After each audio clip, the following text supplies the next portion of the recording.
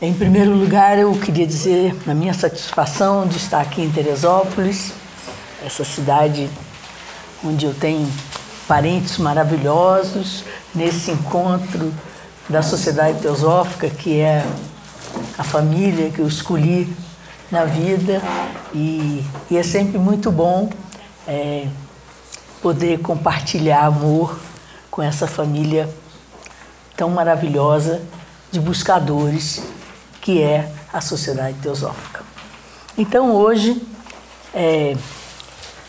eu primeiro quero agradecer os painelistas pela excelente apresentação, inclusive porque eles deixaram o livro Autorrealização pelo Amor para mim, que é exatamente o livro que eu vou me basear. Foi de propósito. Foi de propósito. Então, esse livrinho aqui, eu comprei ele em inglês. E li tantas vezes que ele se desfez. Aí eu mandei encadernar. Aí depois eu comprei ele em castelhano. Também li um monte de vezes. E a editora Teosófica lançou ele em português. Me chega especialmente esse tratado. Se trata dos Bhakti Sutras de Narada, assim como tem os Yoga Sutras de Patanjali, que trata da Raja Yoga. Os Bhakti Sutras de Narada é um texto tradicional da Índia que trata especialmente do caminho da devoção. E ninguém melhor do que Taimni, aquele teosofista indiano com uma mentalidade ocidental, por ser graduado em Química, professor universitário, tudo isso, ninguém melhor do que ele para apresentar esse caminho de autorrealização pelo amor. Então, o nosso seminário é sobre yoga, né? Então, os Bhakti Sutras de Narada são a yoga da devoção, a yoga Bhakti. Então, a gente contextualizando o que praticamente todos os oradores que me precederam disseram, não existe um só caminho. Um só caminho talvez te leve a um passo adiante, mas é preciso um conjunto de desenvolvimentos para que a pessoa possa se aproximar da autorrealização. E o que é a autorrealização? É realmente sair dessa nossa condição atual de sofrimento, de uma vida sem significado, para uma condição de felicidade, de paz, de bem-aventurança, um processo que aparentemente só é possível pela união com a nossa divindade interior. E essa união é justamente o significado da palavra yoga, que vem de união. Então, como já foi dito várias vezes, como essa união se pode realizar? Através de muitos caminhos e, de certa forma, as religiões tentam apontar para esses caminhos onde essa união é possível. Mas não somente as religiões, também, como foi dito ontem, existe a yoga do conhecimento, a Jnana Yoga, onde se supera a mente através da própria mente. Você chega aos níveis abstratos através do uso da própria mente. E a Bhakti Yoga é exatamente esse transcender o nível pessoal através do amor, especialmente. E o serviço se configura na Karma Yoga. Todo mundo já sabe disso, já foi dito muitas vezes, mas o que eu quero ressaltar é que esses caminhos não são necessariamente independentes um do outro.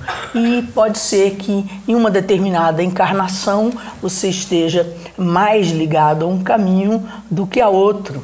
E ontem eu tive a grata satisfação de ver que as pessoas me veem como uma Karma Yoga e eu me sinto uma Bhakti. Então, talvez eu tenha desenvolvido algumas qualidades em outras vidas e nessa vida eu estou praticamente me dedicando à Bhakti Yoga, que é a que eu me identifico mais nesse momento. Evidentemente, o tratado dos Yoga Sutras de Patanjali, ele é mais completo. Ele é a yoga real, ele abrange todas as yogas. E os Bhakti Sutras de Narada é bem específico em relação ao desenvolvimento da devoção propriamente dita.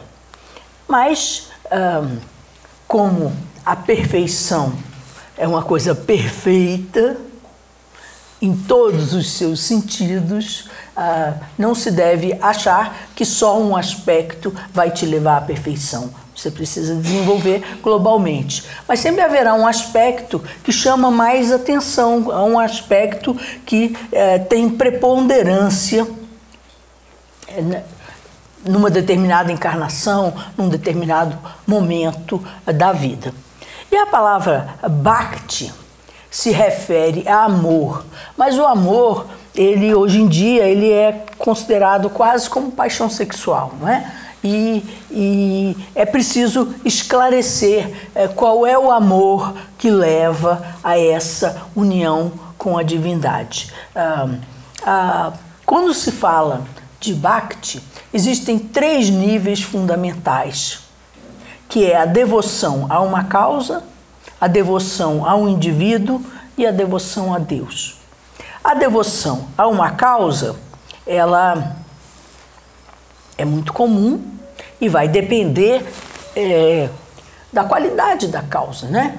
Se a sua causa for a discriminação, o nazismo e coisas do tipo, talvez ela não te leve muito longe.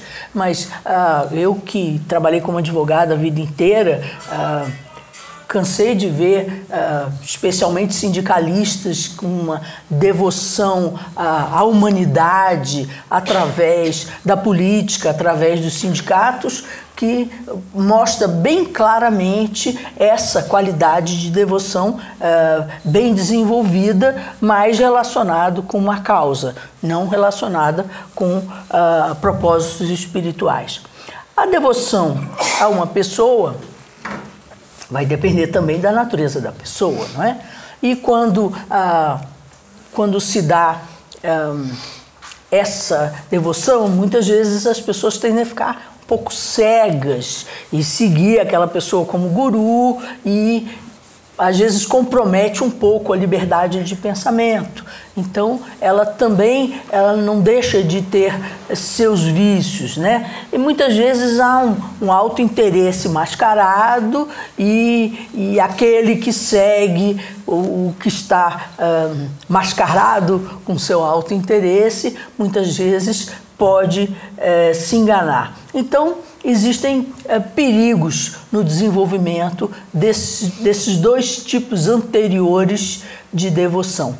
A devoção a Deus é a única que é completamente livre desses perigos.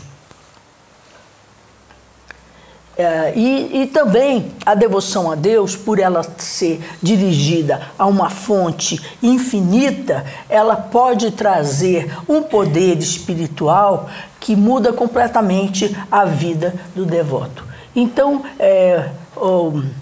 o veículo búdico, que é chamado de Anandamaya Kosha, claro, são nomes sânscritos que têm relevância só para quem está estudando especificamente os assuntos, mas há uma natureza espiritual em nós, que nós chamamos na literatura teosófica de natureza búdica, que ela é composta de 3 qualidades básicas, que são Sat, Chit e Ananda. Sat, o ser; Chit, a consciência; e Ananda, a felicidade. Então, essa natureza espiritual, ela, quando encontra espaço, ela se manifesta nas nossas personalidades, fazendo com que a pessoa seja descrita como uma pessoa espiritual.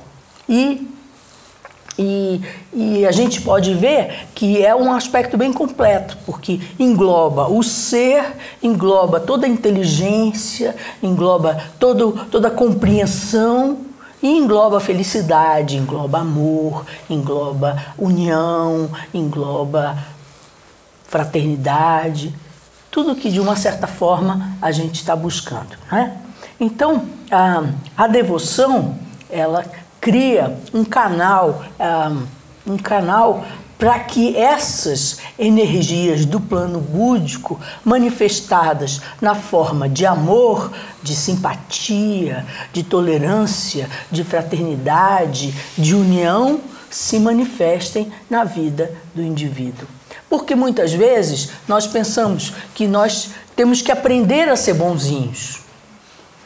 E talvez seja o contrário.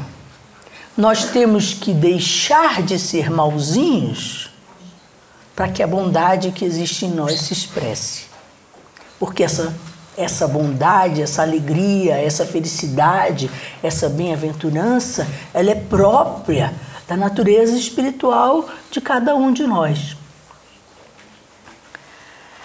Bem, então, a gente pode dizer que o objetivo essencial de todas as religiões, especialmente as religiões, mas também as filosofias e talvez as ciências, seja exatamente abrir esse canal para que a energia divina se expresse através de nós. E não a prática de condutas, credos, escrituras e toda essa parafernália que geralmente está associado às religiões. Então, o verdadeiro místico, ele com uma concentração atenta, ele busca essa manifestação da energia divina. Então, existe um símile cristão que eu gosto muito, que fala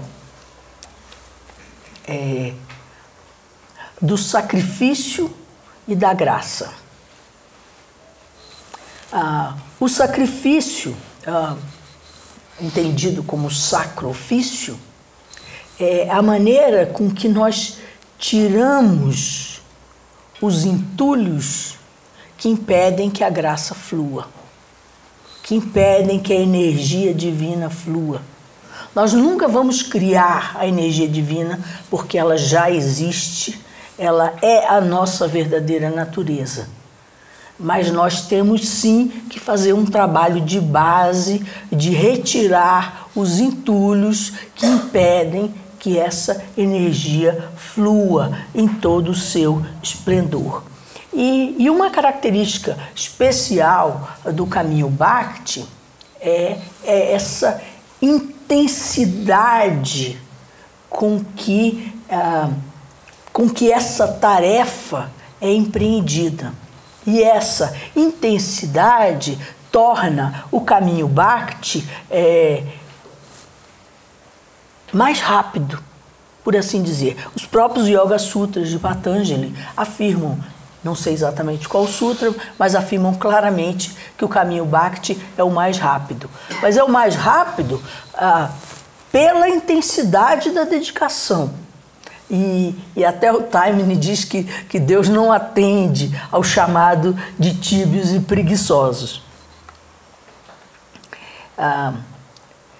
Também uma coisa importante que o Taimini nos fala, especialmente nesse livro, é a dedicação, a devoção a um Deus pessoal ou a um Deus impessoal. No sentido de que nós vamos nos dedicar ao Mestre Jesus, ao Senhor Buda, ou Krishna, ou ao sol, ou à natureza, ou ao vento. Como que é esse nosso dedicar? A gente espera que, por dirigir nossas orações ao Mestre Jesus, o Mestre Jesus pessoalmente vai responder todas as orações que lhe são dirigidas. Existe essa relação pessoal. Então isso e quando se fala dos santos, então esse aspecto fica mais em evidência, porque às vezes aquele que foi canonizado nem tão santo assim não é? Então achar que todos aqueles que estão recebendo as orações, ou a quem as orações são dedicadas, são os que respondem ao chamado, porque é uma coisa assim que, no mínimo, deixa algumas dúvidas no ar, não é?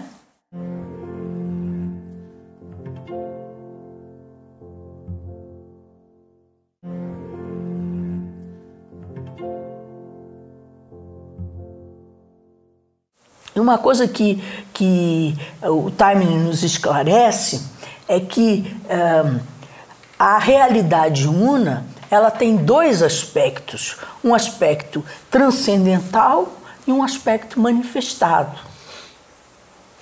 E na medida que você dedica todo o seu amor a uma expressão da divindade manifestada ou a divindade imanifestada, no fundo não faz diferença.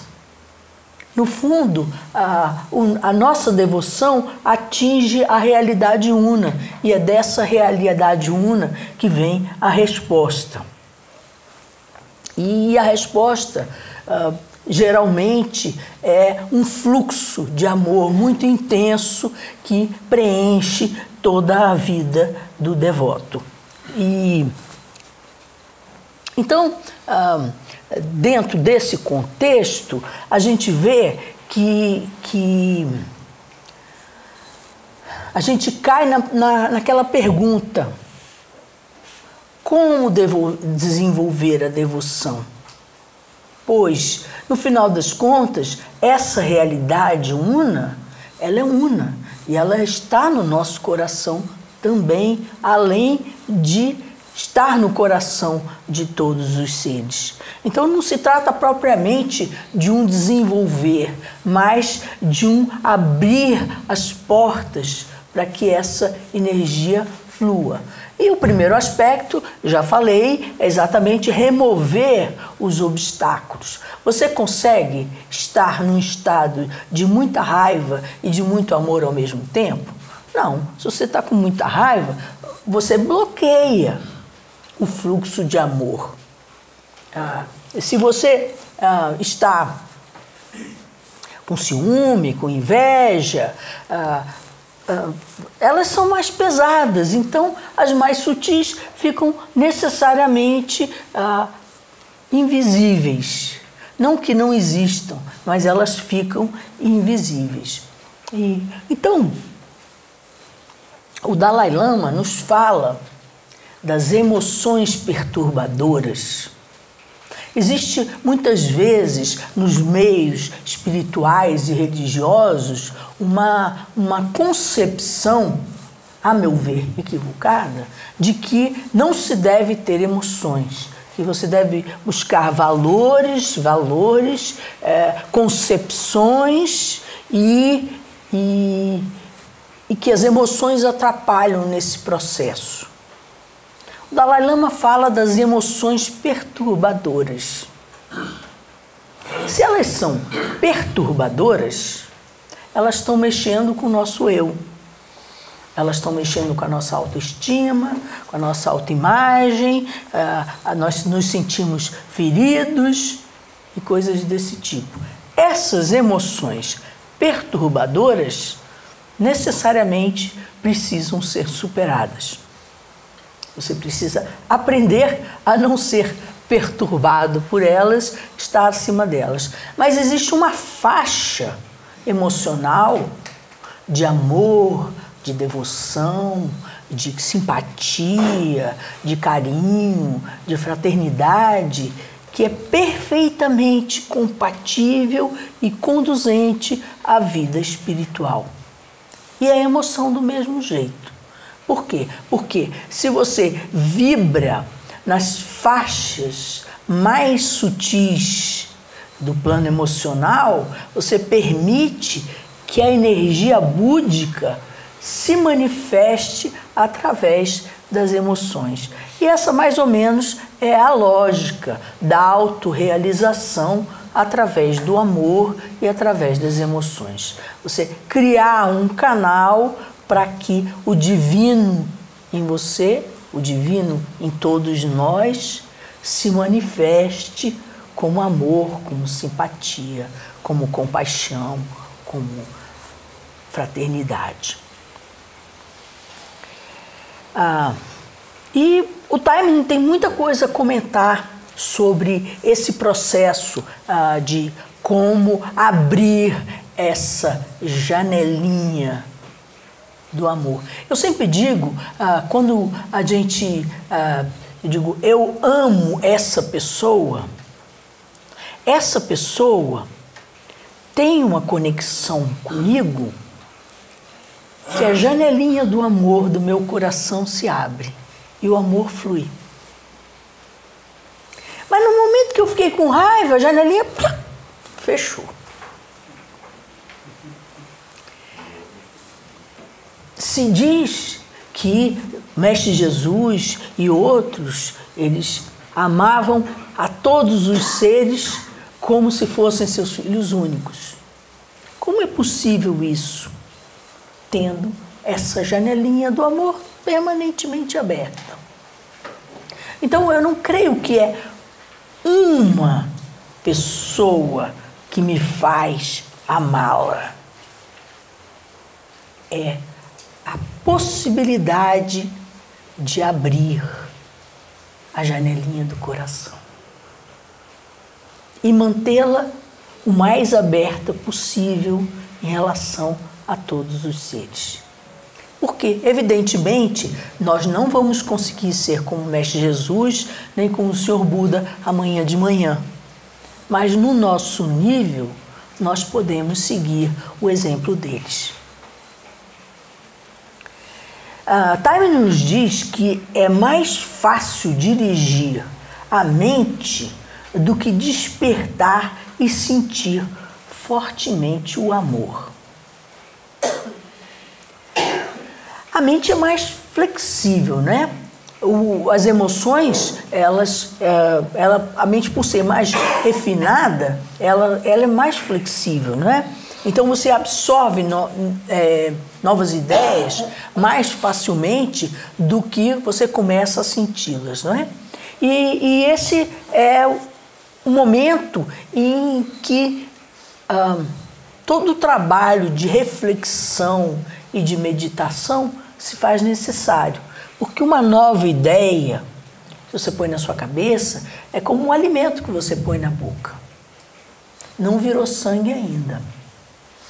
Você tem que mastigar, mastigar, mastigar, engolir, deixar a ação do suco gástrico, deixar a ação do pâncreas, até que aquilo vire sangue em você e se manifeste naturalmente na forma de emoção.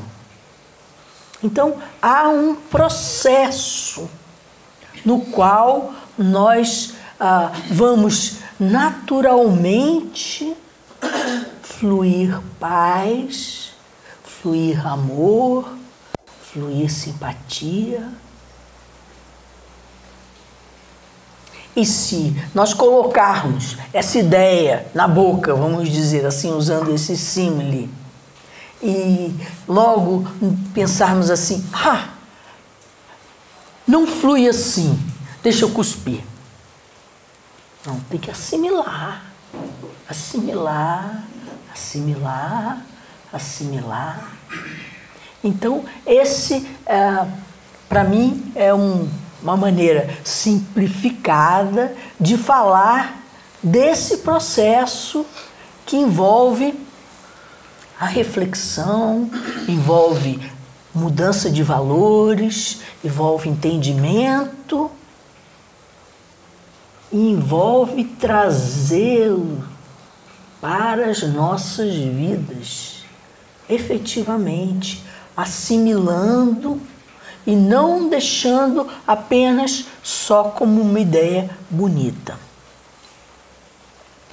Taimini também fala que o desenvolvimento da devoção não é uma questão de desenvolvimento, mas da retirada de um véu, porque já está presente no coração de cada ser humano, mas que há tendências humanas que obscurecem essas características divinas que já estão presentes. Então, nós temos que ver a maneira de removê-las. E também foi uma coisa que já foi abordado longamente, a gente repete dentro do contexto, né? Nós buscamos a felicidade no lugar errado. Nós buscamos a felicidade nas coisas transitórias que vão nos dar, no máximo, uma satisfação temporária, mas não aquela real felicidade que buscamos. Então, faz com que nós, quando nós percebemos que essa real satisfação, essa real felicidade está dentro de nós, nós passamos a buscá-la dentro de nós. E aí as coisas de fora vão perdendo a sua importância. Por quê? Porque nós não projetamos expectativas de felicidade nelas. Elas não podem nos dar mais do que uma certa medida de satisfação. E a gente pode falar, dar inúmeros exemplos disso, a formatura, o casamento, o carro novo, inúmeros exemplos que a gente corre atrás e aquilo dá um nível de satisfação, mas não aquela satisfação perene, eterna, atemporal que nós realmente buscamos. Eu sou adepta da corrente de que nós devemos botar mais atenção no eterno e criar menos briga com o transitório. Porque o eterno é que nem chocolate suíço. Quando a gente come, a gente perde o interesse pelo chocolate nacional. Claro, então põe atenção no chocolate suíço. O chocolate nacional, ele vai passar, tá bom, tá ali, beleza, tranquilo. E a gente vai levando e botando a nossa atenção naquilo que realmente importa. Se eu for suíça, paga caixas. Com certeza. Pois é. Então você, adotando os meios necessários, você entendendo que as coisas do mundo, através das quais você passou vidas correndo atrás, elas não vão te trazer mais do que uma satisfação temporária, você vai adotando os meios necessários para conectar com essa fonte inesgotável de amor que está dentro de você. E aí o amor começa a surgir naturalmente. Também é dito aqui que quanto mais amamos a Deus, mais o conhecemos. Quanto mais o conhecemos, mais nosso amor por Ele cresce. Então, o amor e o conhecimento, eles se fundem, eles não se separam um do outro. E aí eu gostaria de citar alguns aforismos dos Bhakti Sutra de Narada, que afinal das contas é a nossa fonte de inspiração, que nos dá assim uma perspectiva desse panorama.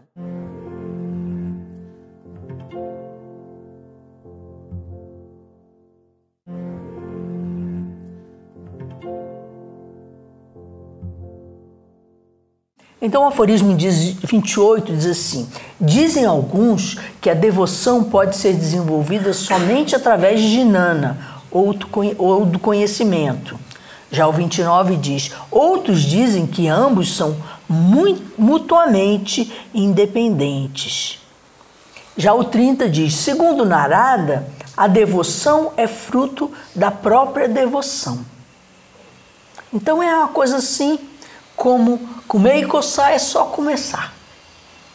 Quando você começa um processo de devoção, a própria devoção vai te levar a mais devoção, que vai te levar a mais devoção.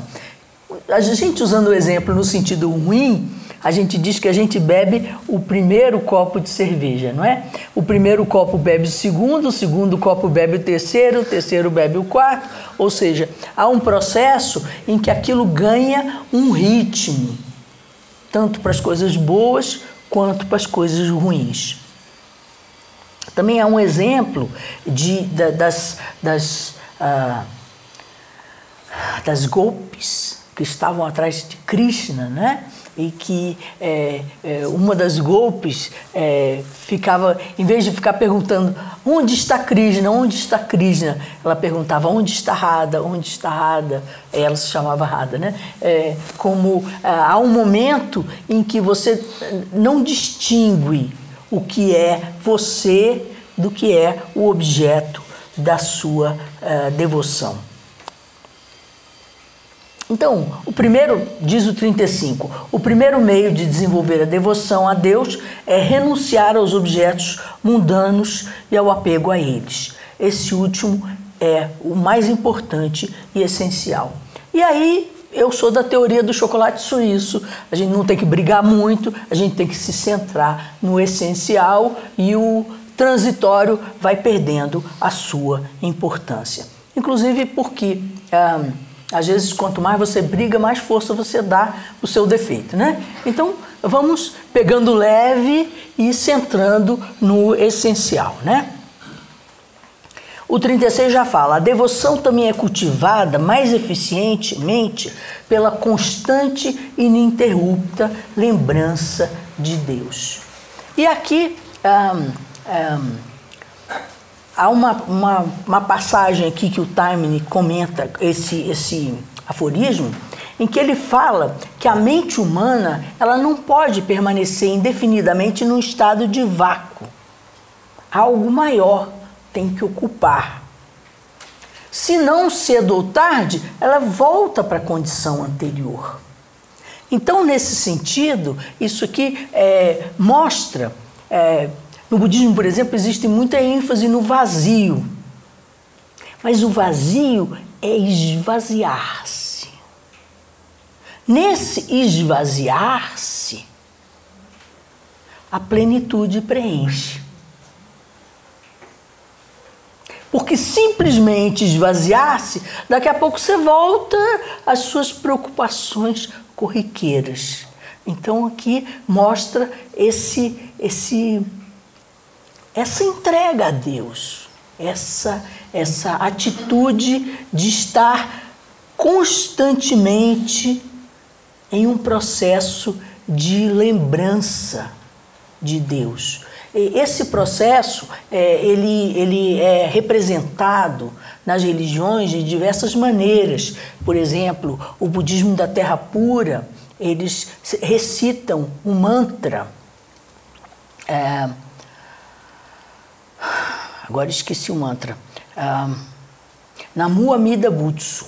Namu Amida Butsu. Namu Amida Butsu. E passam o dia inteiro recitando o mantra Namu Amida Butsu, que é para estar nesse estado de plenitude em comunhão com a energia búdica.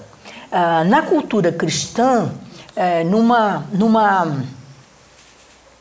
numa coisa que os antigos gregos ortodoxos chamavam de mnemeteu, eles passavam cantando o Kyrie. E o Kyrie os mantinha nesse estado de constante lembrança e esse estado de estar em Deus, nesse estado de perpétua lembrança dessa condição divina. E aí a gente pode dizer assim, mas então não vamos fazer nada? Vamos ficar só o dia inteiro rezando? Não. Você pode executar as tarefas do dia a dia e manter essa atitude devocional como uma espécie de pano de fundo da sua vida, em que vai te habilitar a agir com mais calma, com mais precisão, com mais firmeza nas coisas da vida transitória. Por quê? Porque muita da nossa falta de habilidade que nós temos com a vida comum é a falta dessa tranquilidade. As nossas ansiedades, os nossos medos, faz com que nós ajamos de uma maneira não inteligente nas circunstâncias. Mas se você mantém no pano de fundo da sua mente essa atitude de conexão com a energia búdica, de conexão com a divindade, de adoração a um ser que você escolheu, seja ele Buda, Krishna, ou Mestre de Sabedoria, ou o que você escolher, ou até o santo tal, você se mantém num estado de plenitude que te permite agir eficientemente nas circunstâncias da vida. Aqui o 43 fala uma coisa assim que deixa a gente assim, ai meu Deus, as más companhias devem ser evitadas e renunciadas tanto quanto possível. Diga-me com quem andas e te direi quem és. Ai, meu Deus. É mais ou menos, não é? Você andar acompanhado da raiva, você andar acompanhado do apego, você andar acompanhado dessas características que grudam no seu ser, elas vão te atrapalhar e elas devem ser evitadas tanto quanto possível. Acho que externamente a gente tem que ter um pouco de cuidado com isso, porque a nossa missão no mundo é ajudar quem precisa. E se você se recusar a ajudar quem precisa, porque quem precisa vai estar te sujando, eu acredito que esse é um pecado maior ainda. Acho que a compaixão, em termos externos, ela está além disso. Mas, evidentemente, se você passa a fazer do boteco o seu ambiente, nada contra os botecos, mas, de qualquer jeito, você vai estar naquele ambiente e você vai estar impregnado daquelas energias, certo?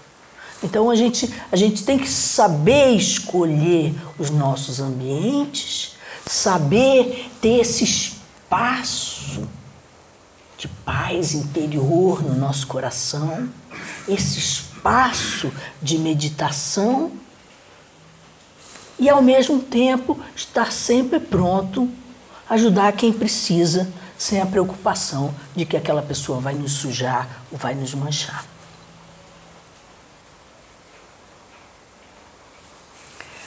Aí ele vai, o 45, vai falar mais dessas tendências maléficas, não pessoas maléficas. Essas tendências maléficas, que são fracas e atuam como uma leve ondulação no princípio, acabam por se comportar como um mar turbulento, pela associação com pessoas más ou com maus pensamentos e ações. Então, isso nos leva à compreensão de que, às vezes, a gente, por preguiça ou por não ver a importância de certas coisas, deixa que aquilo cresça, né?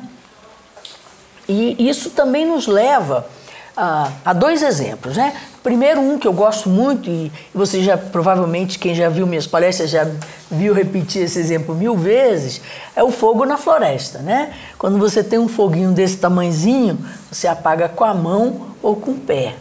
Se você deixa aquele fogo crescer, talvez você vai precisar de semanas de bombeiros para apagar o fogo, né? Então, identificar quando uma tendência indesejável surge e segurar a onda na hora é muito importante. Isso também nos leva à própria maneira com que a yoga funciona, né? A yoga nos fala de tendências que estão numa forma exaltada, tendências que estão moderadas, tendências que estão reprimidas e tendências que foram totalmente extintas. Então existe um processo em que você vai diminuindo a força das tendências até queimá-las totalmente. Isso também nos leva à alquimia, que nos fala do nigredo, do albedo e do rubedo. O nigredo é um momento onde essas tendências estão exaltadas e criando o maior tormento, que fica tudo meio escuro e meio sofrido. Mas há um momento em que um raio de luz penetra e você começa a perceber certas coisas. Mas entre começar a perceber certas coisas e acabar com essas tendências, há uma distância bem grande, inclusive porque a gente vê as coisas fora de proporção. Mas há um momento, o rubedo, em que essas coisas começam a queimar. E essa queima geralmente está associada com karma, onde através da vivência de situações não somente ruins, porque o karma não é somente ruim, mas com o andar da vida você vai desmascarando certas concepções errôneas e queimando totalmente essas tendências em você. Também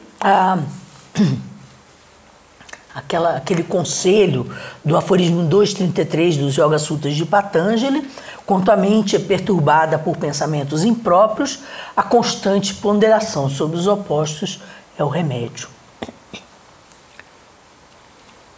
Então, quem atravessa o oceano de samsara? O mundo criado pelas ilusões de Maya. Aquele que renuncia ao apego a objetos e buscas mundanos, aquele que serve fielmente aos grandes seres, aquele que se torna altruísta sem o sentimento do eu e do meu. E nesse sentido, quando pediram ao Buda que ele sintetizasse em poucas palavras todo o seu ensinamento, ele disse: deixai de praticar o mal, aprendei a praticar o bem e purificai a mente. Isso é yoga. Isso é yamas, deixar de praticar o mal, niyamas, aprendei a praticar o bem e purificai a mente. Vá fundo para desencantar totalmente suas concepções errôneas, de forma a removê-las para que elas não voltem a crescer em outras circunstâncias, trazendo condições de sofrimento, de infelicidade. E quando você começa a praticar, quando você começa a se identificar com a dor de todos os seres, você acaba atraindo a atenção de grandes seres que já passaram por nossa etapa e, de alguma forma, com retidão, merecendo a proteção desses grandes seres. Esse é um caminho acelerado, que está completamente imbuído nessa perspectiva da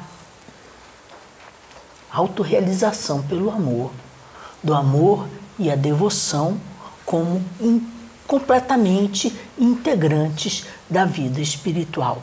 Inclusive porque qualquer aproximação mínima que seja em relação a esses grandes seres gera bênçãos, gera amor, gera paz, gera plenitude. Então, de tal maneira, o devoto não somente supera as ilusões e limitações da vida humana, como também ajuda outros a fazê-lo, estimulando a devoção a Deus. Então é possível a todo aspirante cultivar esse amor a Deus ao mais alto grau e atingir aquela autossuficiência e paz do eterno que são inerentes àquele amor, que não podem ser encontradas sem o próprio amor. Então, esse é o caminho do desenvolvimento espiritual através do amor. O amor não a uma pessoa,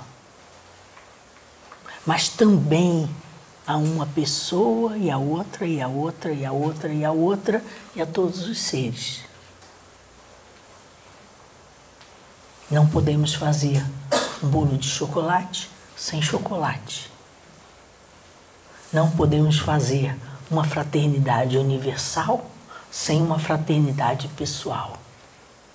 Então, o pessoal que não exclui, o pessoal que engloba, ele é uma maneira com que nós aprendemos a amar a todos os seres, que nós aprendemos a deixar essa janelinha do amor búdico aberta para todos os seres. Muito obrigada.